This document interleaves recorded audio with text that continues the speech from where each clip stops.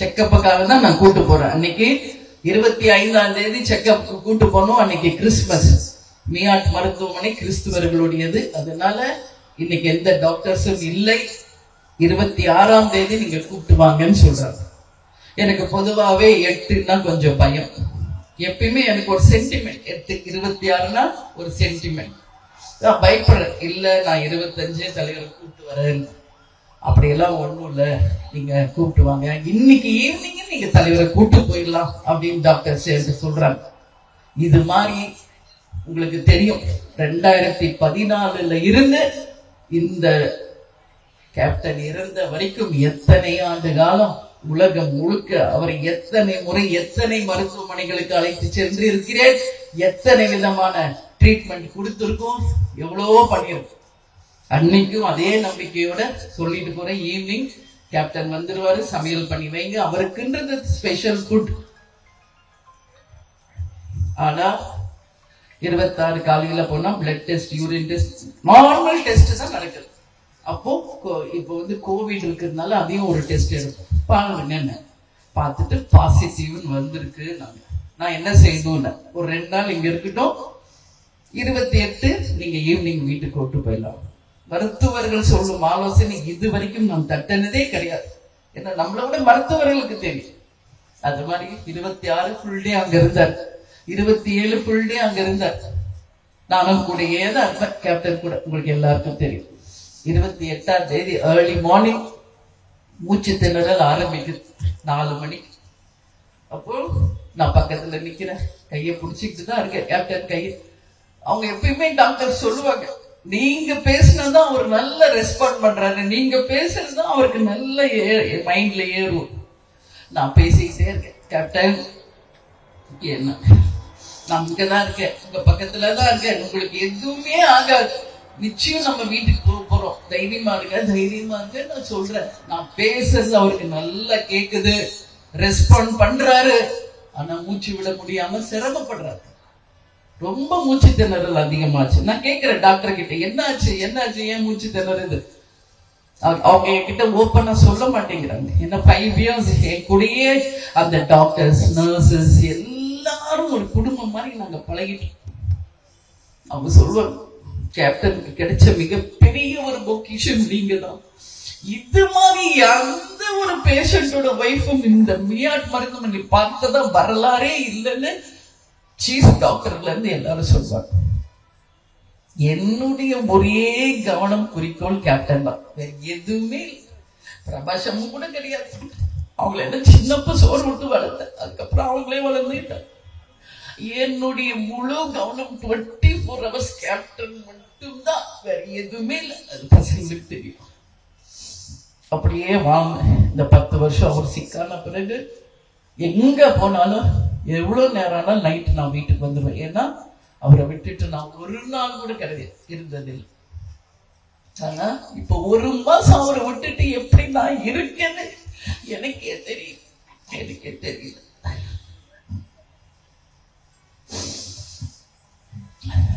அப்ப சொல்றாங்க மூச்சு திணறல் ஆரம்பிக்க. அதுக்கப்புறம் இப்பதான் உங்களோட நான் பேசுறேன். அப்ப டாக்டர் சொல்றாங்க, சொல்லிடுங்கம்மா இந்த வாட்டி ரொம்ப சிரமம் அப்படிங்கிறார். நான் நம்பவே இல்லை, அப்படியெல்லாம் இல்லை, கேப்டனுக்கு ஒன்னும் ஆகாது, அவர் நல்லா ஆயிடுவாருன்னு தான் நான் கான்பிடென்டா பேசுறேன். அப்ப கூட அவர் நல்லா ஆயிடுவாரு. அப்ப எல்லா டாக்டர்ஸ் என் கையை பிடிச்சுக்கிட்டு, இவ்வளவு வருஷம் நீங்க கூப்பிட்டு வந்தீங்க, நாங்க இப்ப எப்படியாவது இப்ப இந்த மாதிரி சொன்னதில்லை, சொல்லிடுங்க, யாருக்கும் சொல்லணுமோ சொல்லுங்க. என்னுடைய முதல் போன் சுதீஷ்க்கு சப்போர்ட். ஏன்னா என் தம்பி எப்பயுமே நான் மிட் நைட்ல யாரையுமே டிஸ்டர்ப் பண்ண மாட்டேன். எவ்வளோ வாட்டி நான் கேப்டன் செக்அப் மிட் நைட்லாம் கூட்டு போயிருக்கு. அப்ப சுதீஷ் போவாங்க, என்ன இந்த மாதிரி ரொம்ப ஒரு மாதிரி மூச்சு திணறலா இருக்கு, என்ன பண்ணும், வந்துதான் ஆகணும் அப்படின்ற. அப்போ 4:30 உடனே வரோன்னு சுதீஷும் எங்க தம்பி வைஃப் ஜோதி வந்தாங்க. அடுத்தது பிரபாஷ் அம்மாக்கு சொல்லுங்கன்றாங்க, அவங்க பாம்பேல இருந்தாங்க, அவங்களுக்கு சொன்னேன். அதுக்கு அடுத்தது நான் போன் பண்ணது பார்த்த சாரதிக்கு, முருகேசன். ஏன்னா கேப்டனை பொறுத்த வரைக்கும் கட்சி நிர்வாகிகளும் தொண்டர்கள் தான் அவரோட உயிர். டாக்டர்ஸ் அப்ப சொல்லும் போது நான் இவர் யாரை கான்டாக்ட் பண்ணணும் தெரியல. செந்தில் கான்டாக்ட் பண்ணி கொரோனா தொற்று இருக்கு, மூச்சு திணறலுக்கு வென்டிலேஷன்ல போட்டிருக்காங்க, போடுங்க அப்படின்னு நான் சொல்றேன். உடனே செந்தில் போன் எடுத்தான். பட் பார்சாசி முருகேசனால எடுக்க முடியல. அப்புறம் எங்க சகோதரி கேப்டனுடைய அக்கா மாமா, அவங்க டாக்டர்ஸ் மதுரையில இருக்காங்க. அவங்க கிட்ட நான் கேட்கிறேன் போன் பண்ணி, என்ன சீனியர் டாக்டர்ஸ் அவங்க இந்த மாதிரி சொல்றாங்க, என்ன பண்ணணும்? அவங்க சொல்றாங்க ஒன்னும் ஆகாது, நீ தைரியமா இரு, நீ தைரியமா இருன்னு எனக்கு ஆறுதல் சொல்றாங்க. கேப்டனுக்கு கண்ணு வைடா ஓபன் ஆயிடுச்சு. இந்த மாதிரி ஆனதே இல்ல அவருக்கு. உங்ககிட்ட சொல்றேன், நான் கேட்கிறேன் டாக்டர் கிட்ட, ஏன் கண்ணு இவ்வளவு ஓபன் ஆயிடுச்சு? மூச்சு திணறல். கரெக்டா 2 hours தான். 4 o'clock ஆரம்பிச்சது, 6:10 முடிஞ்சு போச்சு. அப்போ ஒரு ஸ்டிக்கர் மாதிரி கண்ணுல ஒட்டினாங்க அவங்க. அப்ப கூட சொல்றேன், ஏன் ஒட்டுறீங்க? எனக்கு தெரியல அவர் இறந்து போயிருக்காருன்றது அவங்க என்கிட்ட சொல்ல மாட்டேங்கிறாங்க. இல்ல கண்ணு ஓப்பனா இருந்தா ட்ரை ஆயிடும், அதனால ஒட்டிருக்கோம், அப்புறம் எடுத்துடலாம். எனக்கு சமாதானம் சொல்றேன், எனக்கு தெரியல அப்ப கூட இறந்துட்டாரு. ஏன்னா வென்டிலேஷன்ல போட்டதுனால பிரீத்திங் இருக்கு. நான் மானிட்டர் பார்த்துக்கிட்டே இருப்பேன். 3/4 டாக்டர் ஆயிட்டேன் நான். 3/4 கேப்டன் கூட இந்த 10 வருஷம் ட்ரீட்மெண்ட் பார்த்து டாக்டர் ஆயிட்டேன். பல்ஸ் எவ்வளவு, பிபி எவ்வளவு, சுகர் எவ்வளவு, எல்லாமே பார்ப்பேன். எல்லாமே நான் பார்ப்பேன். சோ பல்ஸ் நல்லா இருக்கு, பிபி நல்லா இருக்கு, சேச்சுரேஷன் நல்லா இருக்கு. ஏன் கேப்டன் பொழைக்க மாட்டாருன்னு சொல்றீங்கன்னு நான் கேட்கிறேன். இல்ல இப்ப வென்டிலேஷன்ல இருக்கிறதுனால அப்படி இருக்க, எடுத்தா கிடையாதுன்றார். அப்ப அதுக்குள்ள சுதீஷ் வந்துட்டாப்ல, எல்லாமே முடிஞ்சு போச்சு. இது அன்னைக்கு ஆக்சுவலி நடந்தது. ஏன்னா செயற்குழுக்கு பிறகு இப்பதான் உங்க எல்லாரையும் நான் சந்திக்கிறேன். எங்கள் நிர்வாகிகள் தொண்டர்கள் கிட்ட நான் ஓப்பனா பேசணும், பத்திரிகையாளர்கள்ட்ட பேசணும்.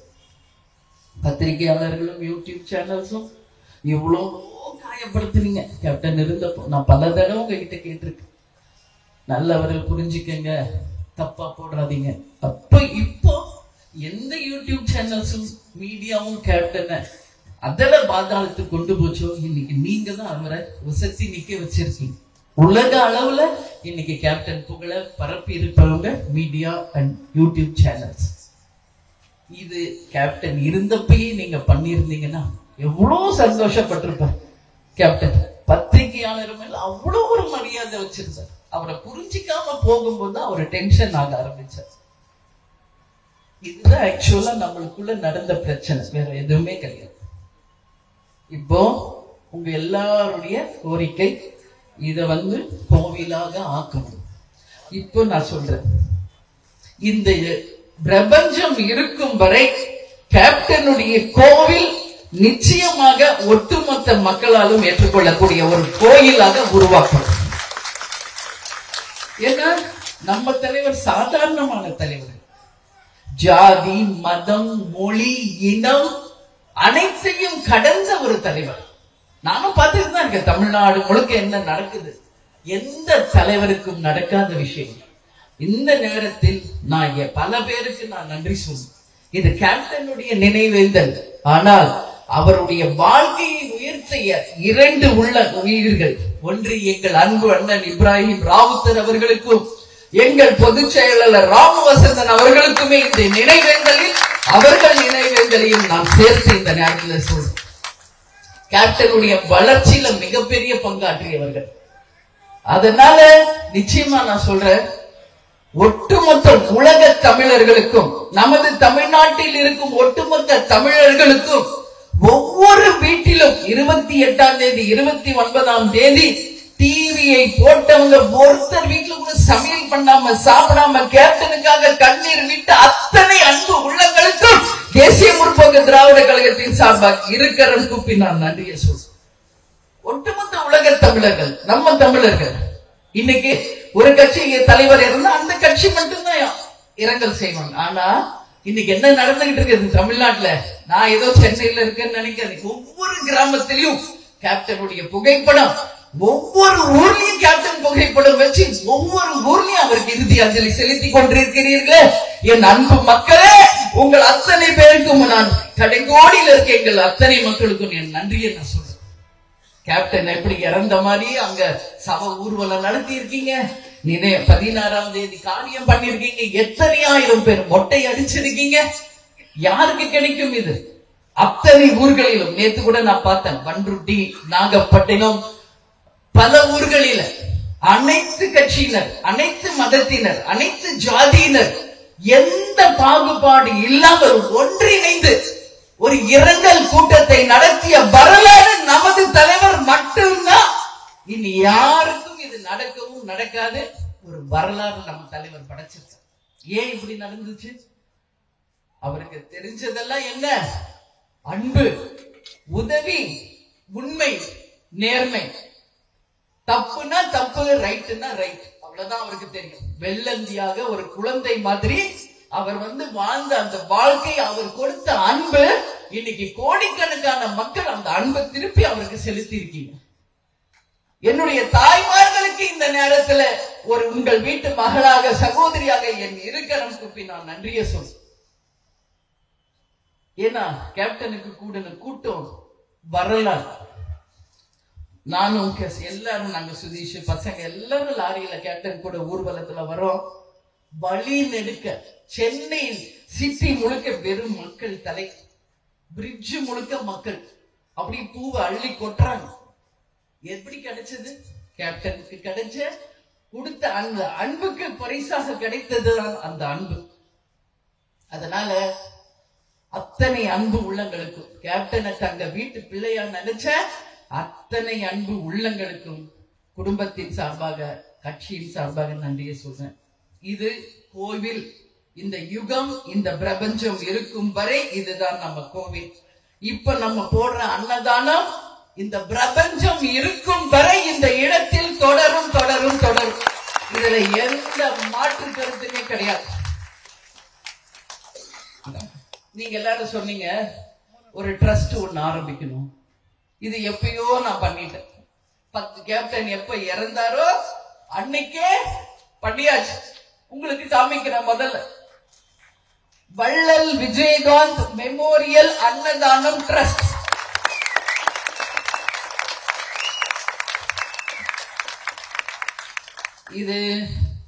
இதுக்குள்ள இருக்கிறது எல்லாமே அதுக்கான டாக்குமெண்ட்ஸ்.